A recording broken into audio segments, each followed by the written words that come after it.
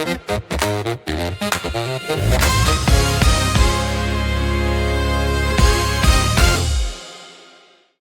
Terminal Unesa, your education, entertainment, and music station. Hai Sobat Terminal, kembali lagi di Podcast bersama aku Ratu dan aku Naila.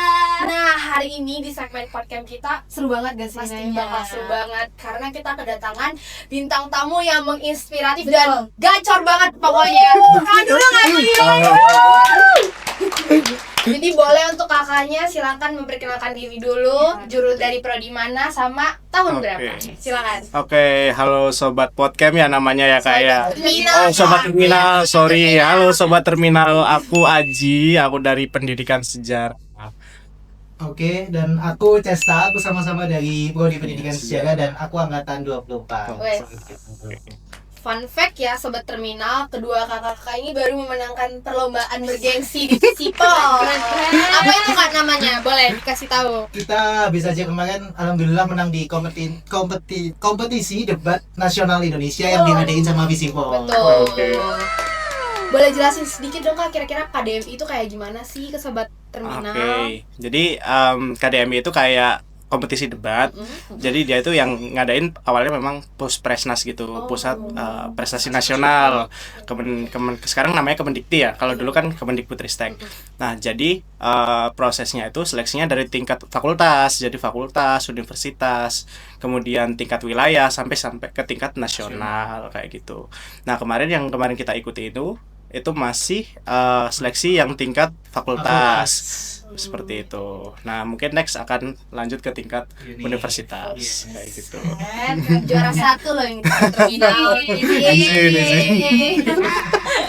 Kalau boleh tahu nih Kak, ini perlombaan debat pertama atau gimana nih sebenarnya? Jujur kalau buat aku ini alhamdulillah adalah pengalaman pertama yang cukup berkesan sekaligus. Tapi untuk Mas Haji mungkin udah beberapa kali kesempatan. Jadi mungkin aku anggap Mas Haji sebagai mentorku untuk ikut. Oh, enggak juga sih. Kalau boleh tahu Kak Haji di mana aja dulu pernah ikut debat? Sebenarnya kalau untuk KDMI itu udah ikut dari ketika tahun 2024 kalau nggak salah 2024. Waktu itu cuman fun fact-nya adalah 2024 sama 2025 itu nggak lolos penyisian gitu. Nah, yang sekarang alhamdulillah bisa sampai final dan alhamdulillah bisa sampai juara satu. Seret. Ya, Terminal. Keren. Tapi setelah ini kira-kira mau ada keinginan ikut lagi nggak Kak? Untuk debat mungkin, lomba debat. Mungkin kalau masih ada kesempatan karena kami alhamdulillah sama Mas Haji diamanahkan untuk menjadi perwakilan dari Visipol untuk di tingkat univ. Kami tentunya juga bakal berlatih dengan cara juga buat ikut lomba dan lain sebagainya untuk ya menyamakan chemistry lah. Istilahnya seperti itu. Betul. Gitu kan. Oke, aku mau tanya Boleh. hebat ya. Nah, selama proses persiapan lomba tuh ada nggak sih Kak tantangan terbesar yang kalian hadapi dan bagaimana sih cara kalian itu mengatasi hingga akhirnya bisa tampil maksimal pada saat debat berlangsung? Mungkin aku dulu ya nanti. Oke, boleh, siap. Mas Haji. Jadi Boleh. kalau dari aku tuh sebenarnya kultur yang dimana debat tuh biasanya ada dua kan, debat British sama debat ASEAN. Sedangkan aku sama Mas Haji dan satu temanku yang memang juga partner kami itu seringnya lombanya di ASEAN yang dimana tuh beda kultur, yang dimana cara penyampaian, habis itu bagaimana kita menyajikan data dan lain sebagainya tuh benar-benar caranya beda dengan British. Tapi kami berdua sama Mas Haji ini udah ada lah basic untuk British ini dari satu lomba aja. Jadi acuan kita itu setiap lomba adalah kita tuh learning by doing. Apa yang kita lakukan kita sebagai tempat belajar. Nah, betul. Jadi awalnya tuh kan karena kita emang biasanya debat hukum kan dan juga debat yang sifatnya ASEAN. Jadi ketemunya sama orang-orang yang mungkin dari hukum atau mungkin setiap ngomong argumen itu pakai data dan lain sebagainya. Sedangkan kalau British kan tidak perlu atau bahkan tidak diwajibkan kayak gitu. Jadi awalnya cukup kesulitan juga untuk adaptasi. Bahkan di awal tuh kayak ini gimana ya, kemudian cara ngolah ngomongnya, cara ngolah datanya dan lain sebagainya. Itu kayak gimana ya. Waktu itu kalau nggak salah kita ikut yang di Ciputra kalau nggak salah. Nah, itu lumayan kesulitan. Jadi setelah itu ya mungkin ya sedikit kayak improve dan lain sebagainya. Oh, jadi kita harus seperti ini, ngomongnya kayak gini. Oh, jadi salah kita di sini loh. Ya harusnya yang diperbaiki ini dan lain sebagainya kayak gitu. kesulitan gak kak? Misalnya kan tadi dibilang kakak di-mention sebelumnya kalau debat ASEAN itu kebanyakan ketemu anak-anak hukum. Betul. Berarti kan anak-anak hukum Betul. itu banyak yang pakai pasal, UUD dan sebagainya. Benar. Dan sebagai anak sejarah, anak fisikal ini menghadapi anak FH sejujurnya. Mungkin kalau itu yang bisa menjawab secara banyak tuh Mas Haji ya, karena aku tuh melihatnya kemarin waktu debat tuh jujur kita agak keder ya Mas ya. Iya, Waktu betul. dua lomba kita kemarin yang waktu di UPN Jogja sama di UIN Gusdung, itu kita tuh benar-benar kelimpungan karena sifat dari Mosi. mosinya adalah impromptu. Oh. Sedangkan teman-teman dan mosinya itu basicnya udah jelas hukum kan, karena Iya, hukum. betul. Kita tuh disajikan masalah hukum, kita nggak tahu UUD ini Iya. undang-undang itu apa dan Apa. sebagainya. Yang memang basicnya itu yang dipegang anak-anak hukum. Benar sekali. Jadi kita tinggal mengolah aja dengan contoh-contohnya mungkin bisa disebut. Gimana tuh Kak? Jadi ya jujur kayak yang tadi udah disebutin ya. Tadi yang di UIN Tulungagung itu kalau nggak salah pernah ada mosi yang bahas soal hukum adat. Nah, kita kan nggak paham ya hukum adat itu seperti apa, habis itu pasalnya apa aja. Akhirnya kita cari nih ada nggak sih kalau zaman kolonial dulu hukumnya kayak gini? akhirnya ya hal-hal yang seperti itu yang kemudian ya kita lawannya pakai yang kayak gitu-gitu, dan rata-rata mungkin kalau ya selayaknya kita yang nggak tahu hukum, anak hukum, mereka pasti juga nggak tahu sejarah gitu kan. Jadi kayak gitu. Jadi ya istilah-istilah yang seperti itu yang mungkin kita gunakan ya masih relevan dan juga masih masuk gitu kan untuk kesinambungan dan bisa untuk digunakan gitu. Nah, untuk pasti kan ada strategi ya. Betul. Strategi apa yang kalian gunakan itu selama debat berlangsung, dan bagaimana sih cara kalian berdua ini tuh untuk membagi peran agar penyampaian argumen itu tetap terarah, kompak, serta mampu menghadapi sanggahan dari lawan debat pastinya kan? Betul. Nah, Jadi untuk di debat sendiri itu memang harus tetap punya strategi ya, meskipun kita aku sama Saji juga backgroundnya bodoh nekat untuk biasanya bodoh nekat ya. Wani, betul. Tapi setidaknya kita juga punya strategi yang memang kita matangkan di sebelumnya, ataupun kayak main-main kecil lah. Kayak kita misal ingin mau interupsi lawan kita punya cara yang dimana bagaimana ketika lawan itu tuh apa yang udah dibangun dia, kayak logika yang udah dibangun dia itu bisa hancur ketika dengan cara kita teriak waktu kita menyampaikan interupsi. Nah, ketika kita diinterupsi, mungkin itu yang aku sama Mas Haji taruh adalah aku tuh di posisi yang memang membangun gagasan ataupun memperjelas gagasan di awal. Nah, Mas Haji ini mendapat posisi yang memang sering diinterupsi, tapi aku rasa Mas Haji lebih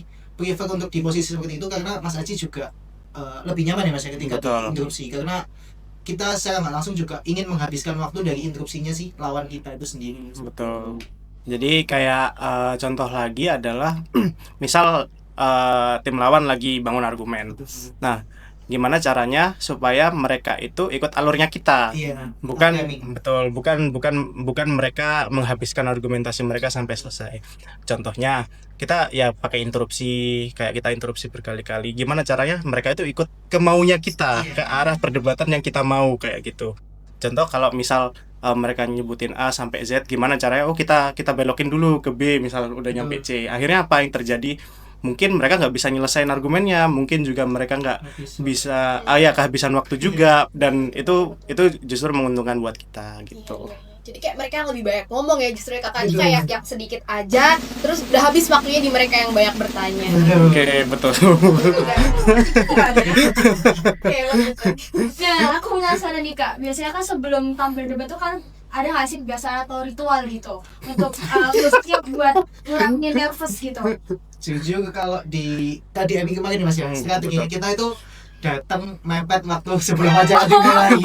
Itu biar kita kayak bisa jaga image-nya kita ke lawan, sekaligus kita biar nggak keder juga melihat lawan kita memang mungkin secara kemampuan juga di atas kita. Kami yakin juga lawan kita juga sebenarnya kemampuannya nggak jauh beda dengan kita dan bahkan ada yang di atas kita. Oleh karena itu strategi kecil yang kita coba adalah ketika kita datang tuh mepet biar kita untuk lihat-lihatan sama dia atau diskusi sama dia tuh waktunya terbatas. Betul. Jadi ya satu itu, dan yang kedua biasanya semalam sebelum pelaksanaan mungkin kita kayak bedah mosi. Jadi karena mayoritas debat itu mosinya impromptu, jadi kayak kita memprediksi, oh kira-kira mosi yang keluar bakal apa nih, atau bidang apa. Contoh kayak politik atau soal ekonomi atau hukum dan lain sebagainya, pasti antara itu. Nah, nanti data-datanya dirangkum di situ, dan supaya gimana caranya data yang kita bawakan atau kemudian bahan yang kita bawakan ini relevan untuk banyak mosi kayak gitu. Nah, ada nggak sih Kak momen yang paling berkesan gitu?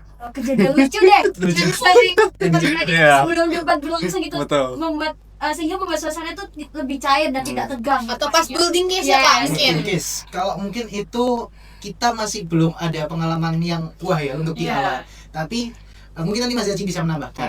Kalau aku sih waktu malah selesai lomba. Jadi apa tuh, tuh Kak? sesi wedding. Oh. Jadi waktu salah satu lomba kita itu kita udah ada 4 tim yang memang pastinya udah ada juara 1, 2, 3. Nah, pasti ada satu tim yang nggak juara dong di situ. Nah, kita tuh setidaknya udah punya keyakinan. Kita tuh bahkan turun panggung, kita punya keyakinan wah menang ini dan lain sebagainya. Itu mungkin di aku ya memang waktu itu lagi membangun. Tapi Itu lucu banget. yang memang kita udah prediksi dan lain sebagainya tuh kita nggak juara dan aku langsung nangis. Karena memang ekspektasi kita tuh udah tinggi dan lombanya tuh kita di luar kota, jadi kita udah ngorbanin waktu, materi dan lain sebagainya seperti itu. Mungkin jadi Kalau aku ini sih yang kemarin di Tulungagung sih. Jadi di Pekalongan. Di Pekalongan. Jadi kita itu kan sudah semifinal kan. Jadi di semifinal kayak kita dibikin jadi dua grup gitu. Jadi permainannya kayak kalau main bola kayak klasmen gitu. Jadi misal nah, jadi kayak ada 3 tim yang di tiap-tiap grup. Jadi nanti masing-masing tim dengan perolehan poin tertinggi atau yang paling atas, klasmen teratas itu yang lanjut ke babak final juara 1 dan 2. Nah, waktu itu tuh ketika kita pertama kali tampil ya, match pertama itu kan kita dua kali match. Itu kita se-pressure itu karena satu mestinya hukum banget dan kita merasa kita itu gagal menunjukkan performa terbaik gitu loh, karena emang pada waktu itu kita baru nyampe di Pekalongan tuh jam 4 pagi dan kita harus tanding jam 7 pagi gitu, dan kita bahkan ke venue itu bawa tas besar-besar gitu kan. Itu jadi kayak waktu itu wah ini kayaknya nggak masuk deh kayaknya gitu. Habis itu yang kedua ini ya kita nothing tulus, kayak kita nampilin sebisa kita, nanti apapun hasilnya ya sudah lah gitu kan. Nah, Udah banyak menghadapi. betul. bahkan sebelum pengumuman lanjut itu kita bahkan ya udahlah yuk kita kan waktu itu kan ada field trip kayak ya, jadi kayak ya udahlah nggak usah ikut field trip aja, langsung pulang. Benar. Habis itu waktu itu kan yang peringkat 2 bakal perebutan juara 3 dan juara 4 kan. Nah, ini peringkat 2-nya bukan kita. Wah, ini kalah nih kayaknya. Mungkin apalagi peringkat 1. Ternyata peringkat 1-nya kita. Itu kayak itu kayak ini bener, nggak salah ngomong jadi. itu iya, Indonesia ada pengalaman juara pertama kita ya. Pertama kali juara, betul kayak ini. Oke. Aku mau nanya nih Kak, kan Kakak udah banyak ikut lomba-lomba sebelumnya juga. Kira-kira kalau misalnya ada yang mau ikut lomba debat nih untuk sebagai beginner, ada nggak mungkin pesan dan yang ingin diberikan gitu? Mungkin gimana cara-caranya untuk awal-awalnya ataupun latihannya itu kayak gimana gitu Kak? Kalau aku pribadi, mungkin pesan-pesan buat teman-teman yang memang ingin mencoba di dunia debat Sobat Terminal adalah pada akhirnya ya udah kita coba dulu aja, apapun hasilnya itu akan menjadi nomor sekian, karena nggak mungkin dong, kita juga nggak mungkin kita lomba pertama langsung kita juara ataupun malah kita lolos, itu nggak mungkin. Karena aku dulu waktu lomba pertama juga kita itu benar-benar dihabisin itu sama teman-teman dari Unifly, dan itu pun online. Jujur kita bukannya kena mental, tapi kita tahu kayak kesalahan kita itu apa sih dari sini. Nah, jadi kita kayak belajar banyaknya itu di situ, dan aku melihat itu kayak setiap apa yang disampaikan oleh teman-teman lawan debatku itu adalah omongan yang selalu template. Jadi kayak skemanya itu selalu seperti ini. Nah, itu kita baca kan dari beberapa lomba yang udah kita ikuti. Skemanya itu A, B, C. Jadi ya udah kita menyiapkan skema di mana itu misal landasan, habis itu perkenalan dan sebagainya, itu posisinya udah ada tertata, dan kita tinggal mengulangi aja apa yang udah disampaikan oleh lawan kita di lawan-lawan sebelumnya di match-match yang akan mendatang. Itu karena menjadi bekal yang cukup berharga buat aku dan teman-teman debat sih.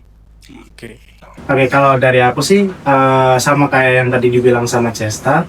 Jadi yang penting gimana kita berani nyoba dulu gitu. Jadi nggak yang namanya orang baru pertama kali ikut pasti nggak mungkin langsung jago dan nggak mungkin masuk. Betul, kita pun seperti itu dulu. Jadi kayak yang penting kita berani nyoba dulu.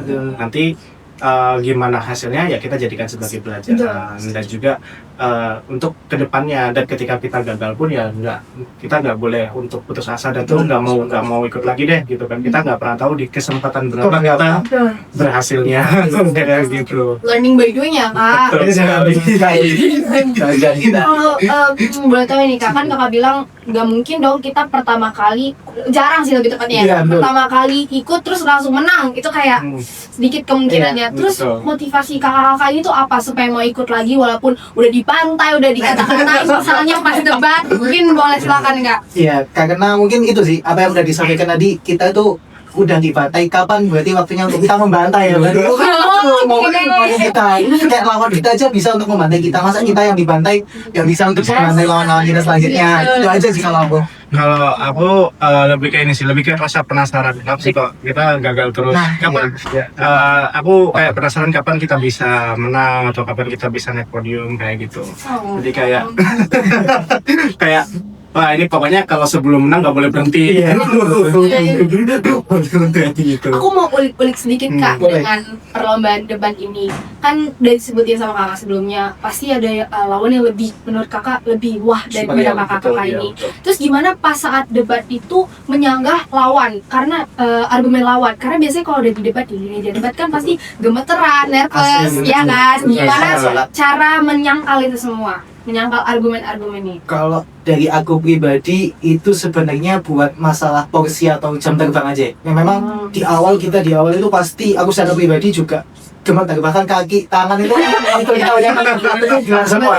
Tapi pada akhirnya ketika kita melihat lawan kita tuh dari banyaknya waktu yang udah kita luangin, ya cara menjawab dari lawan kita tuh pasti bakal sama. Dan aku mikirnya kayak ya udah ini sekedar debat dan kita setelah match tuh pasti bakal baikan. Jadi apa yang disampaikan dia, ya aku kalau bisa balasnya tuh lebih garang, karena ya pikiranku cuma itu tadi sih, ini buat debat aja, jadi nggak ada unsur personal ataupun sentimen selanjutnya seperti itu. Benar sekali. Kalau aku pribadi mungkin pada akhirnya kayak gini, kayak kita menganggapnya karena kita debat ya, dalam konteks ini debat, aku yang benar, kamu salah, kamu aja kayak terus pokoknya gimana caranya kita tuh nunjukin kamu tuh salah gitu, kamu tuh nggak betul, sedangkan kita yang betul. Nah kayak gitu. Jadi kayak itu mindset yang harus kita tanamkan dari awal. Mungkin dulu waktu awal-awal juga sama kayak Cesta, kayak ketika lihat musuhnya lebih jarang, lebih superior, kayak ya udah deh lu aja yang ya udah aku salah. Tapi ternyata seiring berjalannya waktu seperti ini, dan juga ketika ada momen yang kayak misal ada keplesetnya mereka, ini kita boleh semacam gitu. Terus debat ini kan sebenarnya melatih banyak hal ya kak. Kira-kira apa sih yang kakak ini dapatkan dari dalam latihan debat ini sendiri? Mungkin dalam kuliah atau dalam kehidupan sehari-hari? Nah ini mungkin menjadi goalsku kenapa aku ikut lomba debat, karena memang lomba debat ini yang nggak bisa dinafikan adalah kita selalu dapat yang namanya relasi. Ketika kita datang lomba dan sebagainya tuh, aku yakin orang yang ikut lomba ini debat itu orang-orang memang punya kesenangan ataupun punya goals di public speaking. Dan kalau kita tahu orang-orang yang bisa menjadikan public speaking ini menjadi soft skill utamanya, itu pasti bukan orang yang biasa-biasa aja, karena public speaking itu menjadi modal utama kalau kita mau melangkah dan lain sebagainya. Nah keyakinanku sih mungkin karena aku ingin mengejar yang namanya relasi ketika aku datang lomba, jadi menurutku untuk juara itu akan menjadi nomor sekian kalau memang aku dapat hal yang apple to apple, yaitu relasi. Dan yang kedua ingin melatih yang namanya public speaking, karena dari semua soft skill yang aku rasa miliki, yang paling mumpuni kayaknya cuma public speaking daripada soft skill yang lainnya, seperti itu. Kalau dari aku pribadi, aku sepakat sama yang tadi dibilang sama Cesta. Networking di lomba debat tuh sangat keren banget gitu loh. Jadi kayak kita yang awalnya nggak kenal teman-teman dari kampus lain, kita bisa kenalan, dan juga kan kita bisa sering kayak bertukar pikiran, gagasan dan lain sebagainya juga. Kemudian juga jadi lahan kita untuk belajar pada akhirnya, karena kan karena kita yang tadi learning by doing dan juga memang otodidak seperti itu. Jadi kayak kita kan setiap selesai lomba kita selalu tanya sama mereka atau kayak sama juri dan juga sama peserta, ini kamu latihannya seperti apa, kita kurangnya apa, kayak gitu. Dan itu yang kita jadikan setiap match berikutnya sebagai acuan. Kita kurangnya di sini nih, kita lebihnya di sini. Lebihnya di sini kita maksimalin. Kurangnya di sini kita perbaiki, kayak gitu. Oke. Keren ya Naya. Terus dulu aku. Mana ikut membayangkan waktu debatnya gimana? Jadi aku nggak denger getar karena biasanya AC aula itu dingin gitu. Tahu kadang-kadang keren banget buat Kak Aji sama Kak Cesta. Thank you teman-teman. udah menginspirasi banget aku ya. Mungkin sepatah dua kata Kak, kata-kata hari ini buat sobat terminal pastinya. Mungkin dari saya Penutup. Oke, kalau dari aku mungkin aku ini sih buat teman-teman sobat terminal yang pengen ikut lomba debat atau pengen mulai untuk lomba debat, jangan pernah takut untuk melangkah dan jangan pernah takut untuk memanjat, karena yang tidak pernah memanjatlah yang tidak pernah tahu rasanya jatuh kayak gitu. Dan juga pada akhirnya suatu keberhasilan itu nggak akan datang kepada mereka yang nggak pernah gagal, tapi kepada mereka yang nggak pernah berhenti mencoba kayak gitu. Kalau dari aku sih mungkin cukup singkat, mungkin meringkas aja apa yang udah disampaikan Mas Haji, karena aku sepakat sejatinya kalau kita di dalam diri kita udah ada keyakinan untuk mencoba suatu hal, ya kita coba aja segala bentuk itu, karena jikalau memang kita udah yakin pasti ada hal-hal goals di depan yang memang sudah menunggu kita, hal baiknya. Tinggal bagaimana kita yakin, terus kita berani mencoba dan menikmati hasilnya di akhir kita memang sudah jalannya seperti itu. Tepuk tangan dulu nih.